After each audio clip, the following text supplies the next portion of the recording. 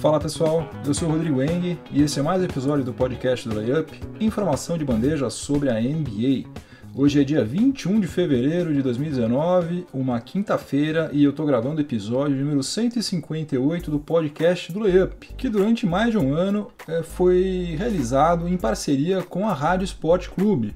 Só que, pelo que eu percebi, a Rádio Sport Clube está fora do ar. Espero que seja alguma coisa temporária, algum problema técnico, mas enquanto eu não souber exatamente o que está rolando lá com a Rádio Sport Clube, essa nossa parceria aí está suspensa por motivos de força maior, né? A rádio simplesmente não está no ar hoje, dia 21 de fevereiro de 2019. Tomara que volte. Mas vamos lá, vamos aos nossos assuntos do episódio de hoje. No primeiro período eu vou falar sobre o Zion Williamson, que é a grande sensação do draft de 2019, cobiçado por todas as franquias da NBA e que se lesionou ontem, logo no começo da partida entre Duke e North Carolina.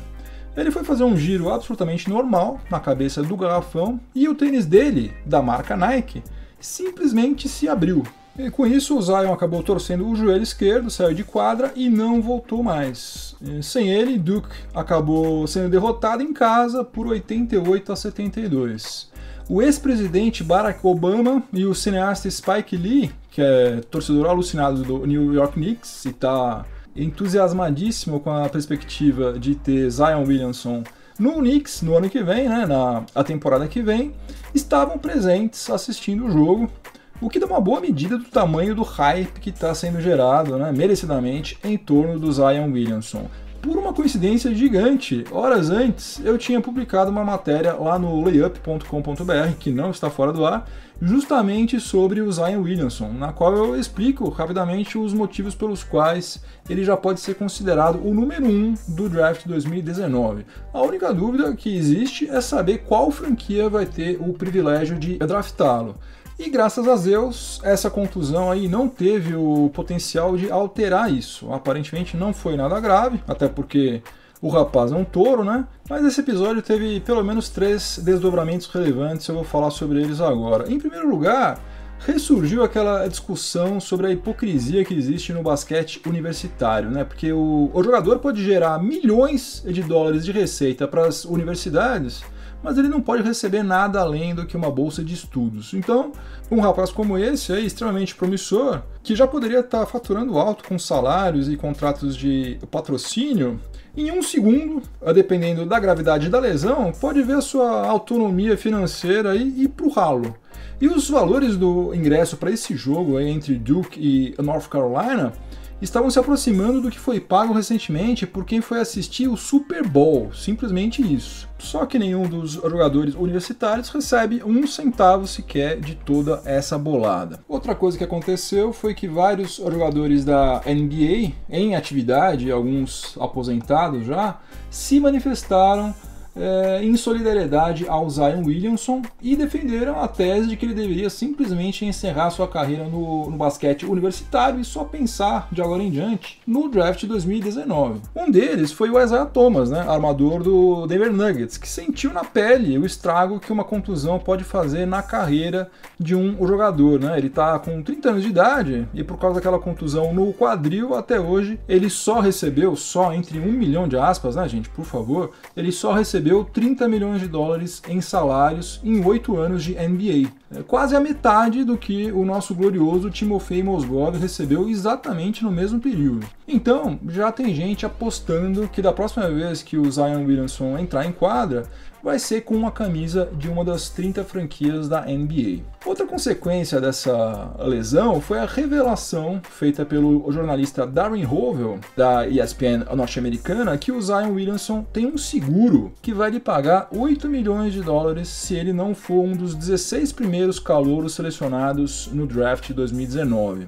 Aliás, é impressionante, né? Como o americano faz seguro e faz aposta em cima de qualquer coisa, né? Então, apesar da dinâmica do basquete universitário realmente não ser nada justa para com os atletas, no caso do Zion, a chance dele acabar catando latinha de alumínio em cesto de lixo é 0, né? Porque mesmo que dê tudo errado com ele, na pior das hipóteses, ele vai acionar esse seguro e vai receber 8 milhões de dólares. Isso aí é uma baita tacada de mestre, né? Porque quando ele fez esse seguro aí, ele não violou nenhuma regra lá da NCAA. Eu só queria saber, na verdade, quem é que está fazendo esses pagamentos do seguro, né? Porque não deve ser coisa de $50 por mês, deve ser um negócio meio caro, né? Vamos ver se a gente vai ficar sabendo em algum momento quem que paga o seguro aí de $8 milhões para o Zion Williamson. E ele era e continua sendo o favoritaço para ser o número 1 na escolha do próximo draft, né? Se você quiser receber $1 apostando nisso, você tem que apostar 20, ou seja, é um retorno bem pequeno, você tem que colocar bastante grana para ter um retorno pequeno, porque todo mundo está cansado de saber que ele vai ser de fato a escolha número 1. E para fechar esse assunto, a imagem da Nike ficou extremamente abalada por causa desse episódio, né? Tanto é que as ações da empresa caíram 2% logo depois que o Zion Williamson se machucou. As camisas se rasgarem, né, que nem papel, como aconteceu no começo da temporada passada, foi um negócio péssimo, né? Só que a saúde de ninguém foi comprometida por causa disso. Agora, um tênis se abrir dessa forma, do nada, né, com toda a tecnologia que existe atualmente, é um negócio bizarro. Até a Puma, né, que voltou a investir na NBA recentemente, aproveitou o episódio aí para tirar uma casquinha, né? Tweetou falando o seguinte: se ele estivesse usando um Puma, isso não teria acontecido. Mas depois o pessoal acabou deletando o tweet. De todo modo, eu posso estar muito mal informado, mas eu não sei de nenhuma estrela da NCAA ou da NBA que se contundiu nos anos 60 porque aquele All-Star de pano, velho de guerra, abriu. Não me lembro disso, não estou sabendo. Se alguém souber de algum caso como esse, para mim é novidade. Will Chamberlain media 2,16 m, pesava 130 kg, 140 kg. Até onde eu sei, ele nunca se contundiu porque o tênis dele, lá nos anos 60, se rompeu, se abriu, teve qualquer problema desse tipo, né? É inadmissível realmente que em 2019 aconteça uma coisa dessa com a marca que é a líder do mercado. Simplesmente isso, uma empresa que vale não sei quantos bilhões de dólares, domina tudo, é a patrocinadora oficial da NBA, né? Tá com seu logo ali, é realmente um negócio inadmissível.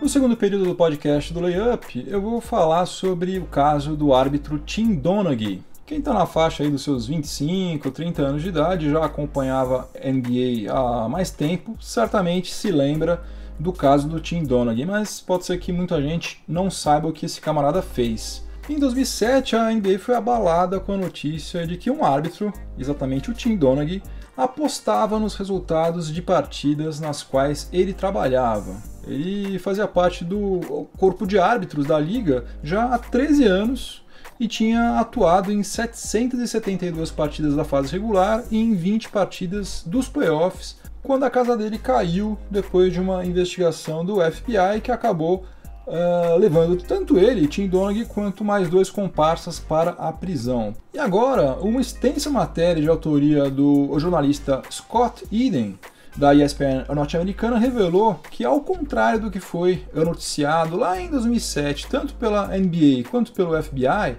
o Tim Donaghy não apenas apostava nas partidas nas quais ele atuava como árbitro, mas também interferia diretamente nos resultados desses jogos para faturar nas bolsas de apostas e fazer com que seus comparsas também ganhassem muito dinheiro no mole. E como há várias provas nos autos desse processo contra ele, de que as apostas começaram em 2003, a gente pode presumir que ele pode ter interferido nos resultados de mais de 200 partidas entre 2003 e 2007, apenas na fase regular. E esse Tim Donaghy é tão cara de pau que depois que ele foi solto em 2009, ele lançou um livro chamado Personal Foul, no qual ele confessa várias coisas, né? Fala sobre todo esse escândalo e tal, e ele confessa que ele começou a ter problemas para esconder fisicamente o dinheiro sujo que ele estava recebendo com esse esquema de apostas, a ponto da esposa dele encontrar rolos de notas de $100 do calibre de uma laranja nos bolsos da jaqueta dele de árbitro da NBA. Quem fazia parte desse esquema e sabia qual time seria ajudado por ele, tinha tanta segurança na informação que chegava a apostar até $1 milhão em uma única partida. O Tim Donaghy recebia os lucros dessas apostas que ele mesmo fazia e mais $2.000 por cada jogo no qual ele atuava. O problema é que, além das intervenções do árbitro nos jogos começaram a ficar cada vez mais evidentes, tipo, o cara chegou a marcar 11 faltas seguidas contra um time, no submundo das apostas, o Tim Donaghy começou a ficar conhecido como um árbitro corrupto, né? Meio óbvio. E quando alguém apostava 300 mil, 400 mil, 500 mil num jogo da temporada regular, absolutamente comum, isso aí, obviamente, começou a chamar a atenção de todo mundo. E antes de prender o Tim Donaghy, o FBI acompanhou as atuações dele em 30 partidas da temporada 2006-2007. E aí confrontou com as apostas que ele mesmo tinha feito nesses 30 jogos. Em 23 deles, o que representa 77%, ele favoreceu claramente o time no qual ele tinha apostado. Em 4 ele foi imparcial e em apenas 3 ele favoreceu, de certa maneira, o time no qual ele não tinha apostado. E agora o pessoal da ESPN, especializado em estatísticas, analisou as decisões tomadas pelo Tim Donaghy nessas 30 partidas e concluiu, olha só isso, que a chance desse favorecimento de 77% ter acontecido por mero acaso é de 1 para 6.155. Ou seja, o cara de fato manipulava os resultados. Além disso, tem pelo menos mais 2 indícios muito fortes de que ele de fato manipulou vários resultados. Primeiro deles, ele se recusou a se submeter ao tal do teste do polígrafo, naquele aparelho que detecta mentiras. Simplesmente porque ele sabia que ele não iria passar no teste. Ele falou isso, olha, eu não vou fazer esse teste porque eu não vou passar, eu não quero fazer prova contra mim mesmo. E outro indício muito forte é que um cara chamado Tony Martino, que era um dos seus comparsas aí nesse esquema, declarou ao FBI que o próprio Donaghy disse a ele que ele era capaz de garantir a vitória de qualquer time por pelo menos 6 pontos de diferença. Então, a pergunta que fica é a seguinte, se o Tim Donaghy fazia isso em 2007, por que a gente não pode imaginar que uma coisa semelhante esteja acontecendo agora outra vez? Ou pior ainda, que sempre aconteceu, né? Mas os envolvidos foram mais espertos do que ele e nunca foram pegos. Aliás, algumas decisões da arbitragem ultimamente têm sido tão grotescas, mas tão grotescas, que elas de fato dão margem para a gente pensar qualquer coisa, né? Dá para a gente especular à vontade. E por que a ESPN foi ressuscitar agora um assunto que a NBA esperava já estar morto e enterrado há muito tempo? Porque, como eu já falei em alguns outros episódios anteriores, as apostas legais estão chegando à NBA, controladas pela própria liga, né, em parceria com a MGM, que é dona de vários cassinos, principalmente lá em Las Vegas. As apostas inevitavelmente vão se popularizar, né? Vão movimentar ainda mais grana do que já movimentam e vão se tornar ainda mais lucrativas. E o que eu quero saber, você, todo mundo quer saber, é como que a NBA vai conseguir lidar com isso sem prejudicar a credibilidade da liga. Eu, sinceramente, não sei que mágica vai ser essa, mas espero de coração que eles estejam pensando em alguma coisa nesse sentido, porque senão vai ser o começo do fim da NBA. O intervalo do podcast do Layup tem o patrocínio de Life at Campus. Se você ainda não conhece a Life at Campus, está mais do que na hora de você conhecer. A Life at Campus oferece a possibilidade de você estudar em uma universidade norte-americana, frequentando cursos de inovação, finanças, compliance, direito, economia, entre vários outros temas. Os cursos, como eu já falei, são universidades norte-americanas, lá nos Estados Unidos, mas as aulas são todas em português. Então, mesmo quem não domina o inglês, não vai ter dificuldade alguma de compreensão. Os cursos são ministrados por profissionais reconhecidos internacionalmente, tanto no meio acadêmico quanto no âmbito empresarial. E ao final do curso, o aluno recebe um certificado emitido pela própria universidade que certamente vai enriquecer qualquer currículo. Atualmente, a Life at Campus promove cursos em 3 cidades norte-americanas, Orlando, Miami e Las Vegas. E para quem curte NBA, tem um diferencial muito bacana. Nos cursos em Orlando e Miami, conforme a época do ano, você tem a possibilidade não apenas de assistir uma partida, mas também de cobrar lances livres nas mesmas quadras por onde já pisaram e ainda pisam alguns dos maiores jogadores de todos os tempos. Outra coisa, várias empresas estão premiando os seus funcionários que mais se destacaram com cursos da Life at Campus, porque trata-se de um prêmio que agrega valor ao currículo do funcionário e também traz benefícios diretos para a própria empresa, que passa a ter um colaborador mais capacitado e mais satisfeito. Para mais informações, acesse lifeatcampus.com. E você, ouvinte do podcast do Layup, basta informar o código promocional LAYUP no momento de efetuar sua matrícula, que daí você vai receber um desconto exclusivo. Repetindo, lifeatcampus.com. No intervalo do podcast do Layup, que tem o patrocínio de Life at Campus, hoje é dia do nosso quadro Máquina do Tempo. Nós vamos retornar até o dia 21 de fevereiro de 1952, quando a NBA ainda tinha somente 6 anos de existência e enfrentava sérios problemas para se manter funcionando. Quando ela foi criada, em 1946, ainda se chamando Basketball Association of America, a liga contava com 11 franquias, mas depois de receber franquias provenientes da NBL em 1949, quando adotou o nome NBA, chegou a ter 17 franquias. Só que na temporada 51-52 a liga já tinha encolhido, contando somente com 10 franquias, uma a menos, portanto, do que na época em que ela foi fundada. Ainda não existia contrato de televisão e, apesar de ser considerada uma liga profissional, a NBA tinha características de uma organização amadora, principalmente se a gente comparar com os padrões atuais. A única fonte de receita da liga era a venda de ingressos e a NBA funcionava como uma espécie de circo itinerante. Os times viajavam de ônibus, né, chegavam em uma cidade, jogavam, faturavam uns trocadinhos com os ingressos, entravam de novo no ônibus, iam para outra cidade, jogavam novamente, faturavam um pouquinho mais e assim por diante. Naquela época, os salários dos jogadores eram infinitamente menores do que são pagos hoje em dia, e praticamente todos, mesmo alguns dos maiores craques da liga, tinham que trabalhar em algum outro setor fora da temporada para complementar a renda. E uma prova de que a liga era de fato bastante amadora foi dada em uma partida que foi realizada no dia 21 de fevereiro de 1952, que é justamente o destino da nossa máquina do tempo. O Boston Celtics recebeu o Fort Wayne Pistons, atual Detroit Pistons, e venceu por 88-67, tendo o armador Bob Cousy como cestinha, autor de 24 pontos. Esse jogo teve início à meia-noite no horário local lá de Boston, um fato inédito na história da NBA e que nunca mais se repetiu desde então. Mas por que uma liga que tinha a venda de ingressos como principal fonte de receita realizava uma partida com início à meia-noite, né, em Boston, nessa época do ano, quando a temperatura chega abaixo de zero facilmente? Bom, houve um ótimo motivo para que isso acontecesse e, obviamente, tinha a ver com dinheiro. O Walter Brown era o proprietário do Celtics e também tinha fortes vínculos com o hóquei. Ele foi técnico da seleção norte-americana de hóquei no gelo, que ganhou a primeira medalha de ouro dos Estados Unidos nas Olimpíadas de 1933. E também era o proprietário do Boston Bruins, tradicionalíssima franquia da NHL que está em atividade até hoje.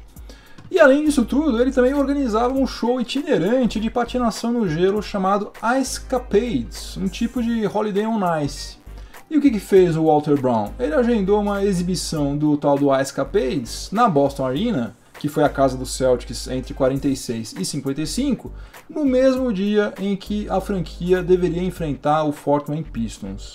Naquela época, o show de patinação no gelo, por incrível que pareça, era muito mais rentável do que a NBA e ele não teve dúvida, jogou a partida do Celtics para meia-noite. E ainda tem toda uma dourada na pílula, porque ele chamou o jogo de Milkman Special, ou seja, o especial do leiteiro, porque os entregadores de leite faziam as entregas nas residências de madrugada, que foi justamente o horário em que os fiéis 2.368 torcedores do Celtics voltaram para casa naquele dia 21 de fevereiro de 1952. No terceiro período do podcast do Layup, eu vou falar sobre o meu Los Angeles Lakers. Restam somente 25 partidas para o Lakers antes do encerramento da fase regular, e os prognósticos mais conservadores indicam que o time californiano precisa vencer pelo menos 16 partidas para chegar na pós-temporada, ou seja, terá que vencer 64% das partidas remanescentes, sendo que a campanha da franquia atualmente é de 49,1%, com 28 vitórias e 29 derrotas, ocupando apenas a 10ª colocação da Conferência Oeste. Na trade deadline, o Lakers contratou o Reggie Bullock e o Mike Muscala como reforços para ajudar LeBron James a carregar o time até os playoffs. Para quem estava sonhando com Anthony Davis, é como você pedir uma Ferrari e acabar ganhando um par de patins enferrujado, né? Mas vamos com Red Bullock e Mike Muscala mesmo, que é o que tem para hoje. Quem acompanha o podcast do Layup há mais tempo talvez se lembre que nas minhas previsões cabalísticas para a temporada 2018-2019 eu não coloquei o Lakers entre os 8 times que chegarão aos playoffs. Eu já errei um monte de coisas nessas previsões, especialmente em relação ao Boston Celtics, Denver Nuggets e Houston Rockets, e espero estar redondamente enganado também em relação ao Lakers. De qualquer maneira, não vai ser nada fácil o LeBron James participar da pós-temporada pela 14ª vez consecutiva na sua carreira, porque segundo o site Tankathon, o Lakers tem o 9º calendário remanescente mais difícil da NBA e dos 8 times que estão acima dele, somente o Minnesota Timberwolves pode ser considerado um adversário direto pela 8ª vaga na Conferência Oeste. E em contrapartida, o Sacramento Kings, que é uma das melhores surpresas dessa atual temporada, tem tudo para ser o adversário mais perigoso do Lakers na briga pela 8ª vaga. E ele tem o 10º calendário mais fácil da NBA e saiu reforçado dessa trade deadline com a contratação do Harrison Barnes. Mas vamos dar uma analisada um pouquinho mais a fundo no calendário remanescente do Lakers. Vão ser 13 partidas como mandante e 12 partidas na estrada, sendo 5 em uma road trip composta por Chicago Bulls, Toronto Raptors, Detroit Pistons, New York Knicks e Milwaukee Bucks. 4 dos 25 jogos serão back-to-backs. O Suns jogando fora, Pistons jogando fora, Jazz jogando fora e Clippers jogando fora entre aspas, porque obviamente o jogo será no Staples Center, mas comando do Clippers. Outra coisa, nessas 25 partidas remanescentes estão as 2 que o Lakers fará contra o Milwaukee Bucks, time que tem a melhor campanha da NBA até agora, e somente 9 serão contra times que não estão muito interessados ou nada interessados nos playoffs. Se bem que isso não significa muita coisa, né? Porque outro dia mesmo o Lakers perdeu para o Atlanta Hawks. Agora, nem tudo é problema para o Lakers nessa reta final aí de fase regular, né? Tem algum lado positivo também, e o principal deles, né, o maior trunfo do Lakers, é um cara chamado LeBron James, que já está recuperado fisicamente, depois de ter desfalcado o Lakers em 17 partidas consecutivas, né, que foi um recorde na sua carreira. E ele já mandou avisar que ele vai ativar o modo playoffs nessas 25 partidas restantes. E todo mundo se lembra muito bem como que é LeBron James em modo playoffs. É 32 pontos, 15 rebotes, 12 assistências todo jogo, ou alguma coisa bastante próxima disso. Mas para encerrar esse período aqui, eu vou deixar algumas perguntas no ar. Se o Lakers chegar de fato aos playoffs, LeBron James vai ter a sua sequência de participações consecutivas na pós-temporada preservada, e como ele é um cara que preza muito pela biografia dele, esse é o tipo de coisa importante para ele. Agora, para o Lakers, como franquia, qual vai ser a grande vantagem do time ficar em 8º lugar e ser varrido na primeira rodada pelo Golden State Warriors? Me diga, qual é a vantagem? Ah, mas os jogadores mais jovens vão ganhar experiência na pós-temporada, vão saber como é que é participar de playoffs e tal. Ué, mas a gente já sabe que o Magic Johnson está disposto a trocar todo mundo por apenas um cara. Não deu certo agora com o Anthony Davis, mas quem garante que ele não vai pegar esse mesmo pacote e oferecer pelo Bradley Beal, ou sei lá, pelo Damian Lillard, pelo Gordon Hayward? Ele já fez isso uma vez, pode muito bem, perfeitamente fazer de novo. Até porque qualquer outra franquia de agora em diante que for negociar com o Lakers vai falar o seguinte: opa, peraí, mas eu também quero aquele mesmo pacote que você ofereceu pelo Anthony Davis. Se não for exatamente aquele, eu quero alguma coisa muito próxima daquilo. Então, não sei exatamente qual é a grande vantagem em você ficar dando experiência para atletas jovens que não fazem parte do seu plano nem a médio prazo, não fazem parte do seu plano a curto prazo. Bom, mas enfim, mesmo não estando nem um pouco animado com esse time aí, hoje tem Lakers contra Houston Rockets, vou acompanhar, vou assistir, vou torcer, obviamente. Mas a minha maior torcida de todas é para que alguma luz ilumine a cabeça de Magic Johnson. Aquele miolinho meio atrapalhado que ele tem precisa começar a funcionar melhor, rapidamente, senão essa passagem do LeBron James pelo Lakers vai ser um tremendo fiasco. No quarto e último período do podcast do Layup, o assunto vai ser o Indiana Pacers. O Victor Oladipo se contundiu no dia 23 de janeiro, há praticamente um mês, foi operado no dia 28, está se recuperando bem, só que ele só vai retornar para as quadras, vai voltar a atuar pelo Indiana Pacers na próxima temporada. Quando ele se machucou, o Indiana Pacers era o terceiro colocado da Conferência Leste. E hoje, praticamente um mês depois, como eu já falei, o Pacers continua sendo o terceiro colocado da Conferência Leste. Está atrás somente do Milwaukee Bucks e do Toronto Raptors. E está à frente de times como o Boston Celtics e Philadelphia 76ers. Sixers que se reforçou bastante para essa reta final da temporada regular. O Pacers, olha só, tem o segundo melhor defensive rating de toda a NBA. Tem o quarto melhor net rating, tem a sexta melhor proporção entre assistências e turnovers, tem o quarto maior aproveitamento em arremessos de quadra, o sexto maior aproveitamento em arremessos de fora do perímetro e o sexto maior plus-minus de toda a liga. Isso tudo sem o seu franchise player, Victor Oladipo, e isso aí com apenas o sexto menor orçamento da NBA. Nate McMillan, técnico do Pacers, não vai ser eleito o Coach of the Year, né, melhor técnico da temporada, porque esse prêmio vai ficar com o Mike Budenholzer do Milwaukee Bucks. Mas, sem dúvida alguma, ele vai receber vários votos e merecidamente, porque está fazendo um trabalho realmente fora de série. Além disso, o Miles Turner é o líder da NBA em média de bloqueios por partida, está com média de 2,7 bloqueios por partida, coisa que nunca aconteceu em toda a história do Pacers, incluindo as temporadas da franquia lá na ABA. Agora, o principal responsável pelo Pacers continuar entre os três melhores times da Conferência Leste tem sido o Bojan Bogdanovic. Desde quando o Victor Oladipo se contundiu, ou seja, nas últimas 11 partidas, o Bojan Bogdanovic está com média de 20,4 pontos por partida e aproveitamento de 50,6% nos arremessos de quadra e de 39,1% nos arremessos de fora do perímetro, transformando-se no principal cestinha do Indiana Pacers. Com o Oladipo em quadra, o Bogdanovic estava tendo média de 11,5 arremessos de quadra por partida, e sem ele, essa média aí subiu para 15,1 arremessos por partida. Ou seja, Nate McMillan viu que não tinha muito para onde ele correr, deu carta branca para o Bogdanovic chutar mais ainda do que ele já estava chutando, e isso está funcionando porque o croata está metendo bola. O problema do Pacers é que o seu calendário remanescente é puxado demais da conta. Tem Bucks e Warriors, uma vez contra cada um deles. Tem 2 jogos contra o Oklahoma City Thunder, que está voando. Tem 2 jogos contra o Denver Nuggets, que continua sendo o segundo melhor time da Conferência Oeste. Tem 2 jogos também contra o Boston Celtics, que é adversário direto nessa briga pelas primeiras posições da Conferência Leste.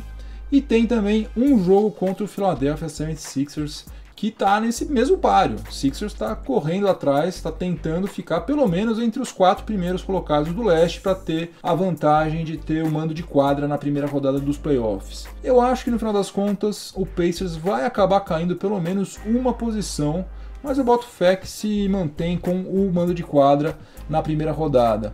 E aí, dependendo dos adversários que acabar enfrentando, por incrível que pareça, eu acho que é possível até que o Pacers consiga chegar às finais da Conferência Leste. Não é uma coisa provável, mas é plenamente possível. E seria um retorno rápido até, porque o Pacers chegou às finais da Conferência Leste 2 vezes de forma consecutiva, em 2013 e 2014. Perdeu as 2 vezes, né? Porque tinha um certo LeBron James, um certo Chris Bosh, um certo Dwayne Wade lá no Miami Heat. Mas agora, com o leste completamente modificado, sem LeBron James para atrapalhar a vida de todo mundo, o que o Pacers tem feito até agora nos obriga a colocá-lo como um dos times que pode perfeitamente chegar às finais da Conferência Leste.